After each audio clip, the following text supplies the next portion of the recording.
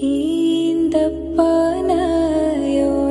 ചോടെ ഹബീബരെ ഓരത്തവാരിരുന്നു.